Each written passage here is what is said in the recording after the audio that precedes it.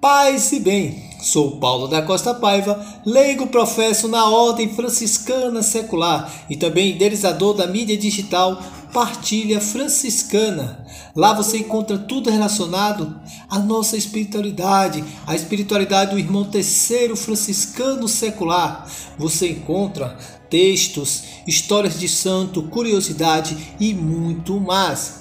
Venha também conhecer nossa fraternidade que está espalhada por todo o mundo há mais de 800 anos, levando a boa nova, levando Cristo na maneira singela, simples e alegre de nosso fundador, Pai Seráfico São Francisco de Assis. Você que é leigo, você que é do clero secular, venha fazer parte da nossa família, venha fazer parte da nossa história. E vamos dar continuidade à história de Santa Clara, a vida de Santa Clara. Hoje vamos falar do tema Clara traz a igreja em seu coração. No tempo de Santa Clara, a igreja viveu um período difícil, de grande decadência. E muitos movimentos que surgiram nessa época se colocaram em atitude de rejeição à igreja, fizeram-nos por crítica e atitudes negativas. Clara optou pela única atitude válida para quem ama a igreja. Renovou radicalmente a sua própria vida. Esperou pacientemente pela renovação da própria igreja que vem sempre de baixo para cima. E no século XIII, com a influência decisiva de Francisco e Clara, a igreja toda se renovou, sem que nenhum dos dois fizesse uma única crítica. A nova igreja, pelo contrário, foi fruto do amor de Francisco e Clara e seus seguidores. Clara, em sua regra, fez uma corajosa profissão de fé pela igreja. Clara, serva indigna de Cristo, como está escrito na regra, ela fala, Novamente, Clara, serva indigna de Cristo e plantinha do bem-aventurado Francisco, promete obediência e reverência ao Senhor Papa Inocêncio e a seus sucessores canonicamente eleitos e à Igreja Romana. E termina a sua regra reafirmando a sua firme adesão de fé à Igreja de Cristo. Novamente, sempre submissa e subordinadas aos pés da mesma Santa Igreja, firme na fé católica, observemos para sempre a santa pobreza e humildade de nosso Senhor Jesus Cristo e de sua Santíssima Mãe e o Santo Evangelho, que firmemente prometemos. Aqui são palavras de própria Clara, escritas por suas mãos. Mas o desafio mais difícil para Clara foi o outro. Quando ela iniciou a sua forma de vida, em São Damião, seguia uma pequena regra de vida dada por Francisco. Esta pequena forma de vida não fora submetida à aprovação pontifícia. Nem Francisco nem a Clara tinham pressa para que essa garantia jurídica se confirmasse. No entanto, em 1215 surgiu uma dificuldade inesperável. A Igreja convocou e realizou um concílio universal, o Quarto Concílio de Latrão. Nele tomou-se uma decisão séria, de que agora em diante se fosse feita uma nova fundação. Esta não podia escrever uma nova regra, devia adotar uma regra já existente e aprovada. Ora, a forma de vida de Clara ainda não fora aprovada, portanto, ela precisou adotar uma regra já existente. E adotou a regra das monjas beneditinas. Aí começou a grande luta de Clara. Ela queria ser fiel à sua espiritualidade franciscana, mas sem ser infiel à igreja. Por isso tomou logo uma primeira providência. Pediu ao Papa um documento para poder viver a medula da sua forma de vida recebida de Francisco.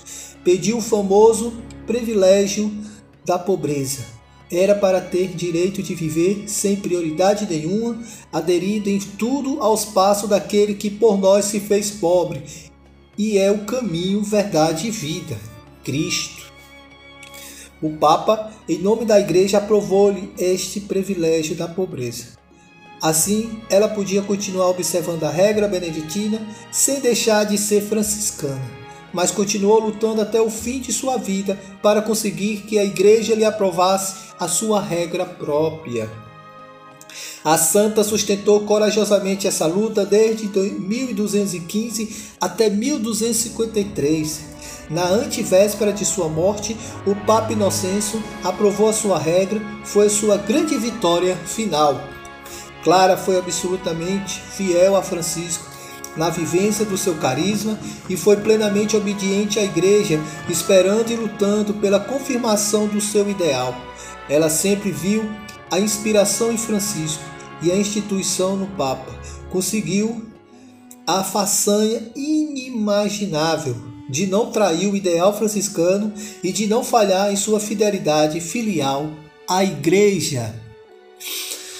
Nesse texto a gente vê e observa o amor que Clara tinha pela Igreja, a Igreja Apostólica Romana. Era um amor tão grande que ela buscava de todas as formas manifestar esse amor. E da forma bem franciscana, simples, humilde e singela, de total obediência, de total submissão às vontades de Deus. Pois, para Clara, a vontade de Deus vinha por intermédio do grande líder, que seria o Papa, né? Aquele instrumento direto de Deus para toda a Igreja. Então, Clara sempre suportou com simplicidade, com muita humildade, todas as dificuldades. Não somente dentro da igrejinha de São Damião, no dia a dia, com as carências financeiras, de alimentos e de outras necessidades. Não somente com o cotidiano, dos grandes desafios que tinha lá dentro, mas também diante de toda a grande estrutura da igreja, na qual elas queriam muito viver a sua própria regra, mas através de um posicionamento da igreja, de toda nova fundação, tinha que vivenciar não uma nova regra, mas as já existentes, as que já existiam.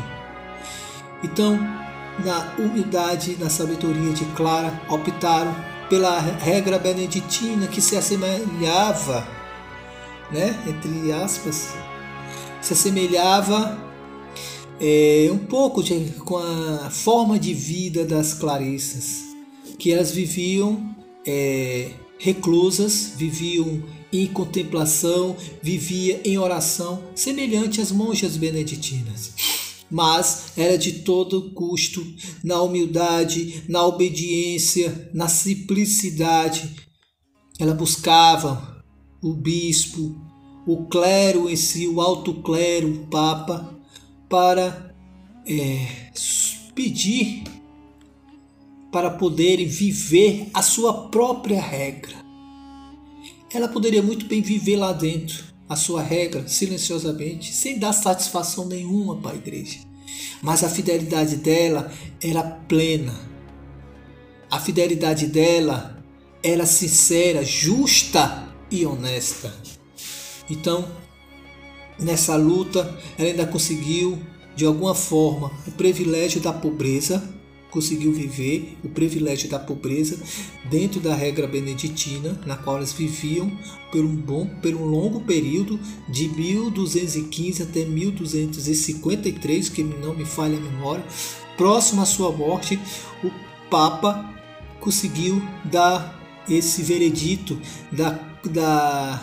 do reconhecimento da regra de Clara.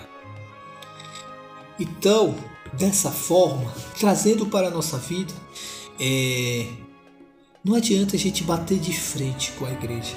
A igreja ela é bem clara nos seus propósitos, nesses propósitos de vida apresentada por ela, que vem da doutrina, que vem da palavra, que vem da tradição, do magistério em si. Então ela é clara, claro que em cada concílio existe alguma, não digo uma atualização, mas uma forma mais panorâmica de encarar as realidades e os novos desafios dentro da igreja. E o último concílio que teve foi o de concílio Na década de 60, com o Papa João XXIII, perdão, o Vaticano II. Na época, passamos por diversas modificações, principalmente dentro da família franciscana, mais especificamente com a Terceira Ordem Secular, que se tornou Ordem Franciscana Secular, com a ordem com o Concílio Vaticano II, que antes era a Venerável Ordem Terceira de São Francisco, se tornando Ordem Franciscana Secular. Antes do concílio,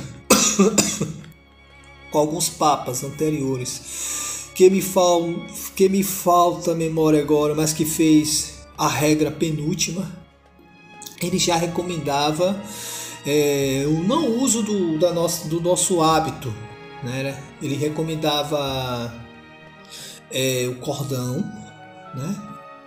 E o escapulário marronzinho. Isso já era recomendação dele. Eu não vou dizer aqui o nome do Papa, porque talvez eu me falhe a memória, mas foi no século XIX com a penúltima regra. E com a regra atual, a Ordem Franciscana Secular orienta a não usar mais o hábito, né? Porque quem está usando o hábito está indo contra a nova regra atual, segundo a Constituição. Esse é um dos pontos. Outro ponto, que ao ser chamado de secular, nós somos fermento no meio das massas, né? E não confundido como religiosos, segundo o ponto de vista dessa atualização. Isso é uma das atualizações. Então a nossa regra, desde Francisco até hoje, ela teve algumas modificações por intermédio dos papas. Então, mas sempre obediente às orientações papais, né? Então, Clara buscou também, através da sua obediência, através do amor à igreja, essa obediência, foi até os últimos dias de sua vida obediente à igreja, diante de todas as heresias que existiam na época. Até dentro do franciscanismo existiam algumas heresias, né? Inspirado pelo joaquinismo, que tinha os fraticeles e outros que restavam separado da família franciscana, mas realmente existia essa desobediência. Essa desobediência causava divisões, causavam dor, causavam mortes. Mas Francisco, assim como Clara, sempre foram fiéis à igreja, simples e humilde, até os últimos de vida deles. Em nenhum momento você não vê na literatura, nos escritos de Francisco ou de Clara, uma crítica, mínima que fosse, à igreja ou ao clero. Francisco era pé no chão, sabia que existiam alguns padres que não davam bons testemunhos, mas ele não via ali o humano, mas ele via ali o próprio Cristo, né? Então,